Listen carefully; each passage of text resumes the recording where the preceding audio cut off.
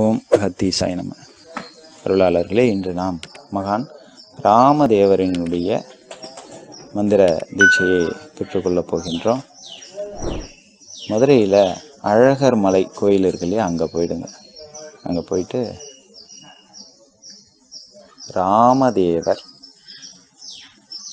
யார், அவருக்கும் அந்த ஆலயத்துக்கும் என்ன தொடர்புன்னு அங்கே இருக்கிற குருமார்களை கேளுங்க. சிவாச்சியார், ஐயங்கார்கள், யார் அங்கே தொண்டு செய்துட்ருக்காங்களோ அவங்கக்கிட்ட கேளுங்க. சில சாதுக்கள் சன்னியாசிகள்கிட்டையும் கேளுங்க. ஐயாவினுடைய அற்புதங்கள் வெளிப்படும். இல்லை அறிவில் தெளிவு பெற்றவங்க நெட்டில் பார்த்து தெரிஞ்சுக்குங்க, புத்தகத்தை வாங்கி படிச்சுக்குங்க.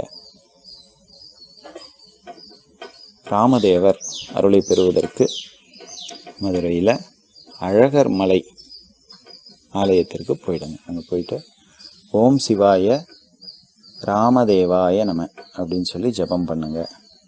ஓம் ராமதேவர் திருவடிகள் போற்றி அப்படின்னு சொல்லியும் ஜபம் பண்ணலாம்.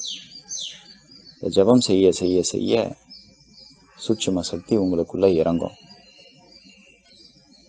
ஜபித்து தான் பாருங்களேன். எத்தனை தர ஜபிக்கணும்னு கேட்காதீங்க. 108, 1008, லட்சமா, எவ்வளோ தர ஜபிச்சா சித்தி ஆகும்? ஒரு தர ஜபிச்சா கூட அதுக்கு பலன் உண்டு. அது என்ன பலன் அப்படின்னா, நீங்கள் அதை ஜபிச்சு பார்க்கும் போது தான் தெரியும் ஆத்மார்த்தமாக. அப்போ ஜபிச்சு பாருங்க.